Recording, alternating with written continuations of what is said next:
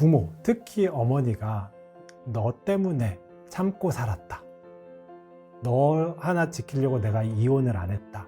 이런 이야기들이 사실 이제 자식 입장에서는 굉장히 불편하고 힘들다고 합니다. 나한테 주었던 상처 때문에 힘든 것들이 있으면서도 또 부모이기 때문에 내가 잘해주고 싶은 양가적인 감정이 존재를 하게 되는데, 그런 경우에는 참 이 부모 자식 관계가 어떻게 보면은 따뜻하고 안정되고 서로에게 도움을 주는 관계여야 되는데 서로한테 상처를 주는 관계였지 않았을까. 나중에 다 후회하세요. 네, 안녕하십니까. 정신과 의사 배종빈입니다. 오늘 가족 간의 건강한 관계법에 대해서 이야기를 나누고자 합니다. 재밌게 잘 들어주셨으면 좋겠습니다. 원장님, 최근에 부모 자녀 간의 관계 악화로 정신과를 찾아오는 분들도 많은 것 같은데요. 보셨을 때 좀 어떤 사례들이 많은가요? 사실 이제 부모 자녀 간의 관계는 비단 어떤 상황에서 시작되기보다는 어렸을 적부터 시작이 되는 것 같습니다.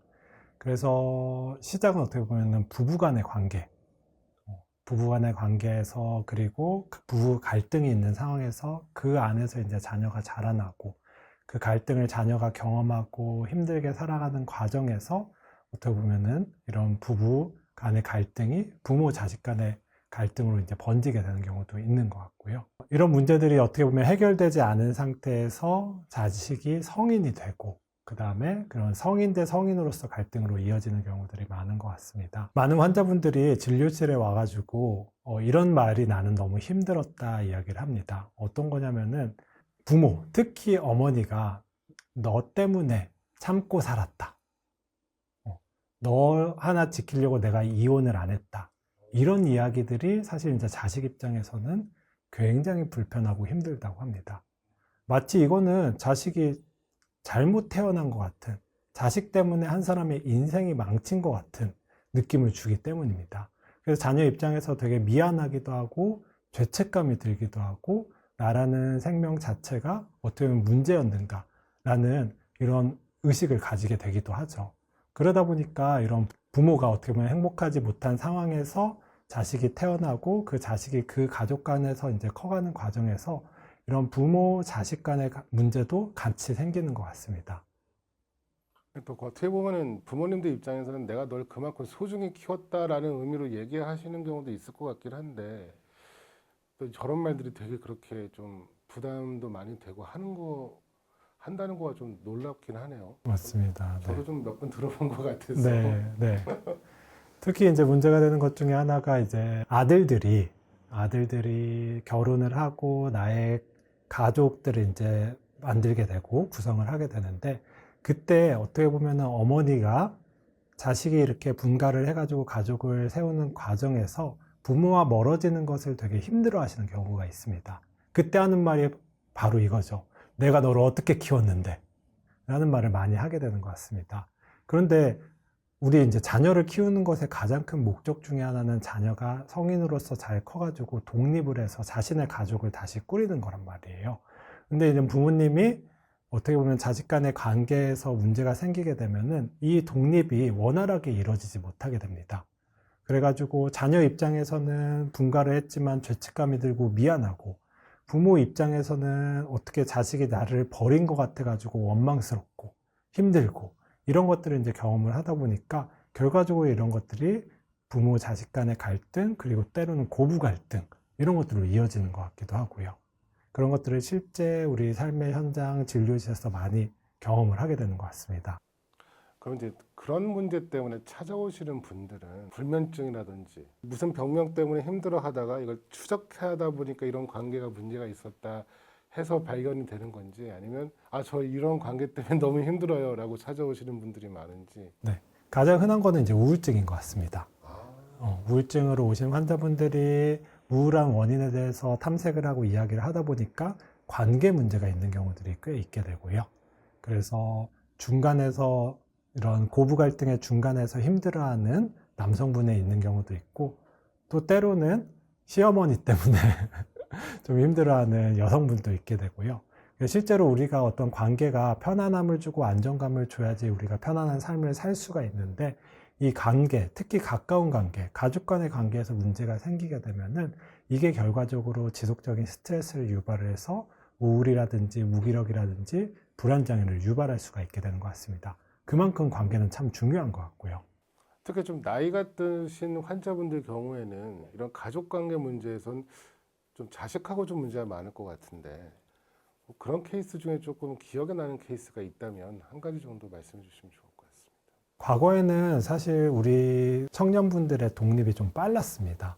대학교를 졸업하고 취직을 잘했었는데 문제는 요즘에는 이게 취직을 할 때까지 시간이 굉장히 길어졌습니다.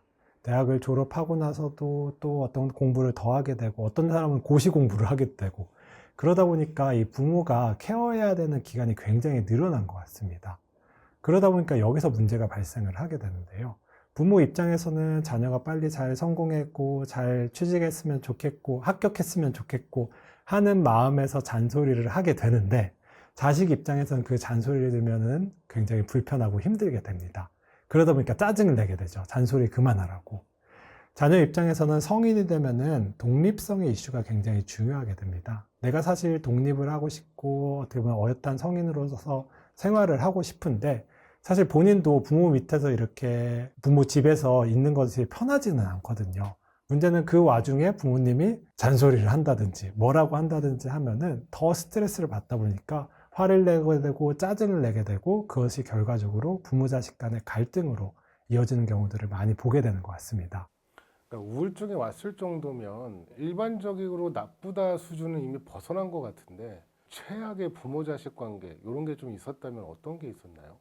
가장 조금 기억에 남는 케이스 중에 하나는 사실 부모님이 젊을 때부터 이런 우울증이라든지 정신질환을 가지고 있었던 경우입니다. 사실 과거에는 정신과 진료가 쉽지는 않았습니다.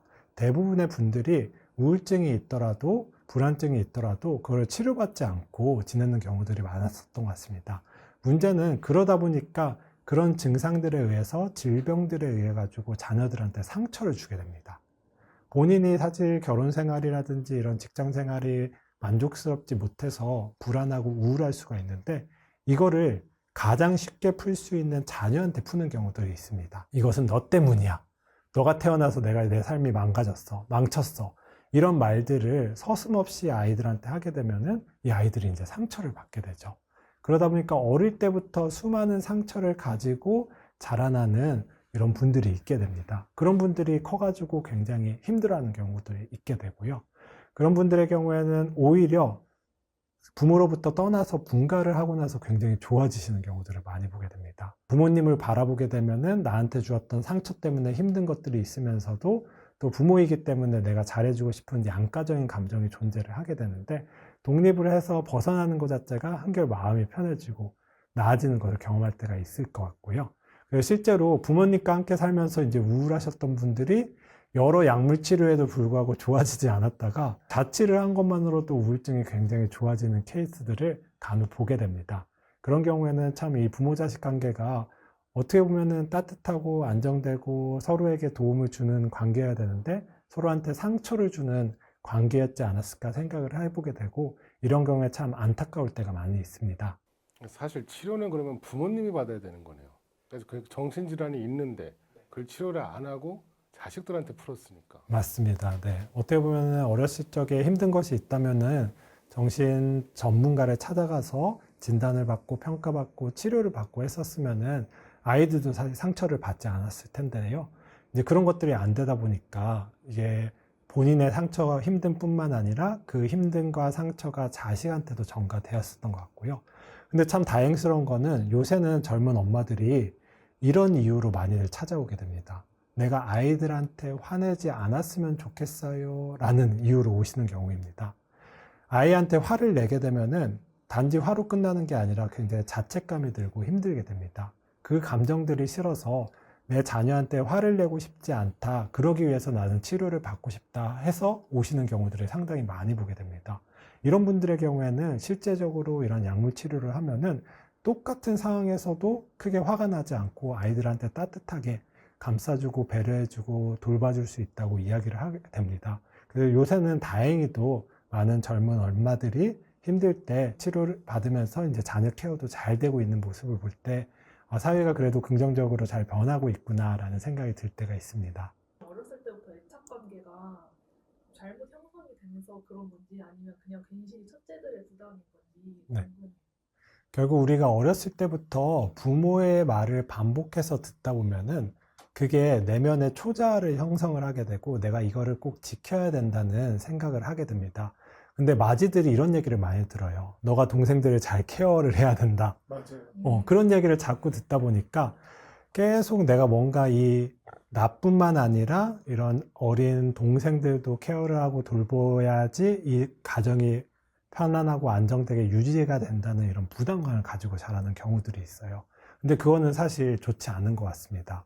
왜냐면은 어린 자녀들은 자기 혼자 케어하기도 바쁘고 정신없는데 또 다른 어린애들을 케어하는 것들은 쉽지는 않거든요. 자녀들을 케어하는 것은 사실 부모의 몫이에요. 부모가 해야 되는 건데 이 부담을 자녀한테 어떻게 보면 넘기는 것은 좋지는 않고요. 물론 과거에는 워낙 자녀들이 많았기 때문에 이런 장녀라든지 첫째, 둘째가 그런 역할을 수행해야 되는 경우도 많았었던 것 같습니다. 부모가 모든 자녀를 케어해 주기는 어려웠기 때문에요. 하지만 이제 커가지고서도 이제 그런 부담감 때문에 장녀가 다 큰 성인 동생들을 챙겨줄 때가 있습니다.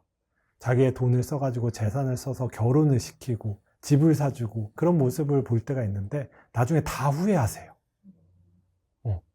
내 자식이 아닌데 내 형제자매한테 케어해 준 거는 내가 이렇게 했는데 그만한 보답을 받지 못한 거, 그만큼 인정을 받지 못한 거에 대해서 굉장히 다들 후회를 하시더라고요. 그렇기 때문에 자녀를 케어하는 것은 이제 부모의 몫이고 자녀가 다른 형제자매를 케어한다 이런 것들은 오히려 더 상처만을 남길 수 있는 것 같습니다. 물론 그런 것들을 케어할 수 있는 부모가 없다. 부모의 존재가 없다. 그런데 나는 동생들을 돌볼 여유가 충분하다. 그렇다면 사실 돌보는 것도 괜찮고 도움을 주는 것은 좋습니다. 문제는 나 역시 여력이 없는데 내가 그럴 여유가 없는데 나 자신을 희생하면서 동생들을 돌보고 케어하는 것은 결과적으로 후회를 남기고 결과적으로 상처를 남기는 것 같습니다. 그렇기 때문에 일단은 나 자신을 잘 어떻게 보면 돌보고 혹시라도 여유가 될 때만 형제자매를 돌보는 것이 좋지 않나 말씀을 드리고 싶습니다. 그리고 이제 형제 자매가 아니라 그 대부분 부모님들은 자녀에게 최선을 다해서 뭐든 다 해주고 싶어 하시는데요. 이런 관계가 오히려 부모 자녀 관계를 악화시킨다는 얘기도 있는데 어떻게 만나보신 환자분들의 그런 사례가 있을까요? 부모 자식 간의 관계가 문제가 있으신 분들을 보면은 모든 부모들은 사실 이제 자녀를 사랑합니다. 문제는 자신의 방식대로 사랑을 합니다.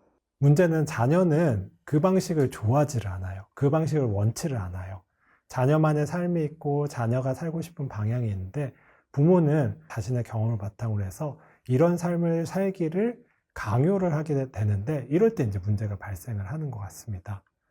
결과적으로 자식이 원하는 거는 다른 건데 부모는 자신이 원하는 거를 해주려고 하다 보니까 이게 서로 미스매치가 되는 상황이 되는 거죠. 이럴 때 어떻게 보면 갈등이 되게 되는 것 같습니다. 그래서 중요한 거는 부모 세대와 자녀 세대가 다르다는 것을 인정을 하고 부모와 자녀가 서로 다른 가치관, 서로 다른 욕구가 있다는 것을 인정을 하면서 사실 자녀가 원하고 바라는 것을 해주는 것이 중요하다고 할 수가 있어요.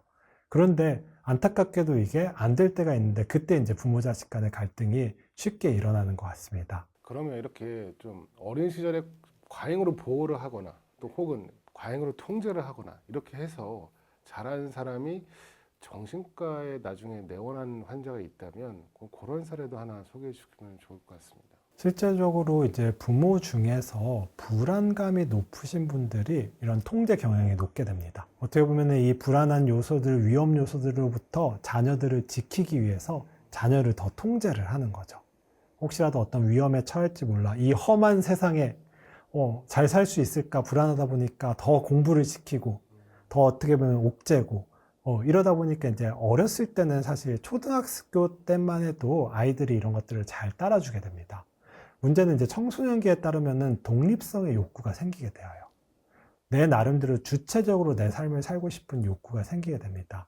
이럴 때 부모의 말을 그냥 있는 그대로 따르면은 수치감을 경험을 하게 되어요.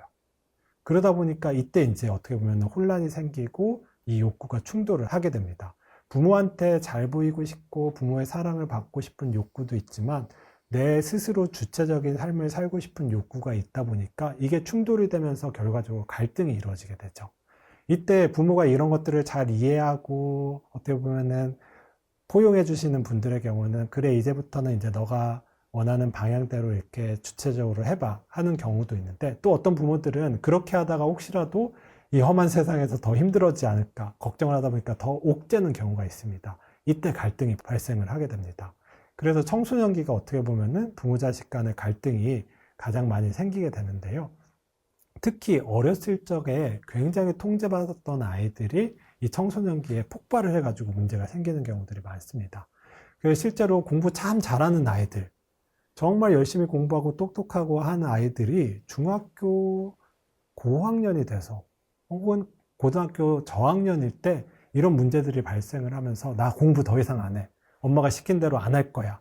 하면서 어떻게 보면 문제들이 생기고 학교를 안 가는 경우도 왕왕 발생을 하게 됩니다. 이런 것들이 어떻게 보면은 부모가 이제 자녀를 보호하려는 목적에서 통제를 하다 보니까 이것이 이제 자녀 부모 간의 갈등으로 이어지는 사례라고 할 수가 있습니다. 불안감이 높은 부모들이 좀 그렇게 더 하는 경향이 있다고 하셨는데, 그렇게 한 결과 그렇게 자란 애들은 나중에 좀 어떤 정신적 결핍이라고 해야 될까요? 어떤 문제들이 주로 생기나요? 이게 어렸을 적에 너무 심한 통제를 받았던 친구들의 경우에는 그 통제받았던 시절에 대한 트라우마가 있는 것 같습니다. 그래서 누군가가 나를 통제하려고 하면은 거기에 굉장한 반항을 보이게 됩니다.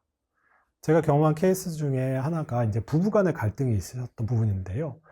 나름대로 이제 부부라면은 서로 간섭을 해야 되기도 하고 서로 얘기도 나눠야 되지 않습니까? 그런데 뭔가를 이렇게 이야기를 하면은 그런 거를 통제하려고 간섭하려는 시도로 받아들이고 엄청 화를 내는 부부도 있었다고 합니다. 그래서 어떻게 보면은 부부간에 서로 양보하고 서로 소통해야 되는 부분들이 있는데, 나를 그런 걸 통제하려는 시도만 있으면은 그거에 대해서 과민 반응하고 트라우마 반응을 보이는 경우가 있다 보니까 이 부부관계가 잘 소통이 되지 않고 문제가 되는 케이스도 있었거든요.